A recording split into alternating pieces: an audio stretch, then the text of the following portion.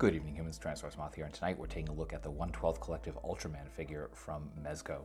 Let's do this. Aesthetically speaking, this figure looks really good. I'm not usually really big into Mezco, but the price was right on this one. I had to go for it, and I am definitely impressed with this in hand. It has all those hallmarks of the classic Ultraman design, the reds and the silvers. Again, it's Mezco, so it's cloth over a plastic body, and proportions look really good here. I wasn't really sold on the, the promo pics that had been released around when it came out. I was kind of like, it's fine. But again, when the price was right, I figured I'd give it a shot. And yeah, I actually think they did a great job. The silver's nice and bright. The reds are matte, which kind of like helps offset that a little bit.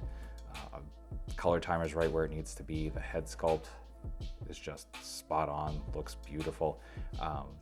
The eyes and color timer are supposed to light up. There's a feature, however, they do supply batteries, but the ones that I got were dead, so I cannot show that off in this video, unfortunately, because I haven't gotten my hands on a pair of those batteries, like watch batteries or something that are very not uncommon. So yeah, there's that. But I'm sure this looks amazing with the lights on too. But beyond that, just again, it's a really good looking piece overall. They even got the seam here at the back, which I think is just something that it's awesome they work into design in general, but the fact that that kind of works on multiple levels, even when you're like making a toy of Ultraman, it works. So really cool. Plastic pieces here are the feet, the hands, and the head, and all those blend seamlessly into the rest of the body. So yeah, just a really cool looking figure. This being Mezco, we get a crazy amount of accessories, and yeah, so jumping right into hands, we do get a couple of fists right out of the box. Then we get a pair of our flying hands. We get kind of a pair of relaxed hands. We get a left relaxed hand, and then we get a right hand, which is kind of more of a cupping grip, and that is for one of the other accessories that we'll get to later. Then we get a couple of, I guess, other relaxed hands. Again, slightly different. So some nice variation, even though they are technically the same thing. Then we get a left gripping hand and a right relaxed hand. And then finally a couple of chopping hands, which are again different sculpt. I mean, they're different sculpt because they're different hands, but they're also like slightly different in the way that they're bent and all of that. So really cool that just everything's individually done. Then we do get a couple of face plates. We do get the standard one we just looked at. Then we get this one with these effects pieces, this beams coming out of it, which must look awesome again with the lights. So you can see that. Just be very careful with this. That definitely looks breakable. So there's that. Then, I guess keeping with effects, we get the Ultra Slash. This looks great. Nice translucent, kind of like a soft translucency to it, and yeah, it just looks great. Not very sharp either. Then we get another hand, this time with the Specium beam. Looks beautiful, not too long, so it actually won't throw off the balance of the figure, which is also fun and excellent. Then we get the Ultra Attack Ray. This just kind of goes over one of the arms, whichever one you're kind of projecting it with. Really cool, just kind of looks like a spring. Then we get the Brother's Mantle. Really nicely done. I love the sheen to the red here. Inside is that kind of off-white, semi-gray color. It is all wired all the way through, so you can get some nice dramatic poses as well.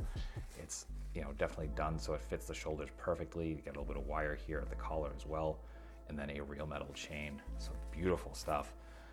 Then we get Jet VTOL sculpted beautifully. Again, this is what that kind of cupping right hand was for, so this is so he can hold it. Yeah, just really cool stuff all around there. You got the little touch of yellow there on the back fin. Then we get a stand, which we get with every Mezco figure. This time, we get Ultraman, and we get Ultraman in kanji and romanization. So that's really cool. We got this piece right here, which does have a peg, but that can be pushed out, so you can use the arm here, just like any other arm. It's hinged, so you can get in various ways, however you need to do it. There's a clip here at the end, and these are all screws, so you can loosen them as well if that is something that needs to be done. Finally, my favorite accessories, we get a series of buildings. These are all different. You can see they're kind of different sizes and stuff like that. Just very, very nice. I love when any kaiju or tokusatsu figure comes with small buildings, just because nice way to build that collection, kind of make photography a little bit easier. And all of these split in half, so you can see it's really cool, just kind of like chaotically done. So you can have these split apart, you can have them together, just awesome. So yeah, that will do it for accessories.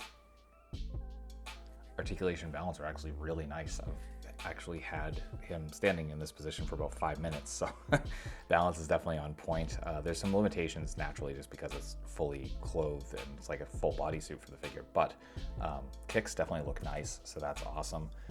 So getting into the finer points, we do have I think a barbell here from the neck into the head. The neck is a separate piece. Unfortunately, we don't really get any up though, because we're running into this back seam. It's just too much, and the neck does not kick back enough for it to kind of give you that flying pose, or that just head up in general. Down a little bit better. Get some nice tilt side to side. We get some rotation. We're pretty much stopped at the halfway point, so I can only look about that far. No butterfly from what I can tell. Hinge and swivel at the arms. Start coming up to about here. There is a bicep swivel under there. We do have elbow that comes to here. Feels like it's double jointed. Then we get swivel, hinge swivel, I believe, at the wrist. So you can pretty much go anywhere you want. It's definitely very free moving, which is nice. We get what feels like a ball joint here at the diaphragm and another ball joint at the waist. Because it definitely gets a really nice crunch forward. Really, you actually feel it kind of give there. So you get some nice arch back, some tilt side to side. A little bit of rotation, but again, you want to be careful because you are dealing with a bodysuit, so it's only going to go so far, and you're only going to be able to test it so much before it just kind of gives out. So there's that. The hips coming out, almost full splits, beautiful. Front kick, not quite 90, but we get definitely very, very close. Feels, don't really feel, oh, there we go. Had to loosen up a bit, but yeah, so there's some sort of thigh swivel under there. The knees come to just about 90, so definitely serviceable. For our feet, I'm assuming that's going to be another swivel hinge swivel sort of situation. Get a little bit of point. Really nice forward actually, and some really decent rocker. We get some rotation there as well. So that will do it for articulation. Getting into size comparisons, here he is with a couple other Mezco figures. With some domestics. With some imports. With some monsters. Finally with yours truly in human form in both 1/18 and 1/12 scale.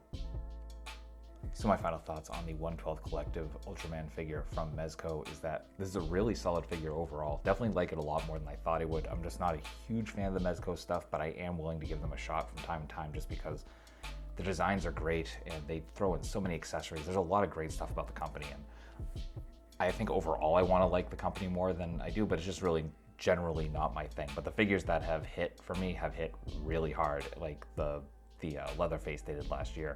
So yeah, this like a lot more than I thought I would, and definitely recommend it. I will definitely get those lights working. I gotta get the batteries for it, but everything else is, you know, really nice articulation despite the limits. The accessories here are fantastic, and just scales really well with a lot of other figures. So overall, it's a great Ultraman figure. So if you're an Ultraman collector, definitely recommend having this in your collection. Certainly if you find it on sale like I did. And yeah, it is available from various online resources. I got mine from Big Bad Toy Store. And yeah, that being said, I hope you found this review informative and somewhat entertaining. And if that's the case, I hope to see you back here, because we do multiple reviews a week of action figures related to tokusatsu, dinosaurs, monsters, pro wrestling, and more. So if any of that appeals to you, come on back. Let's talk some nice plastic and just escape the world for a while. But really, at the end of the day, I hope you're well. Hope that all of your toy dreams come true. And most importantly, I hope that you and yours stay weird, simians.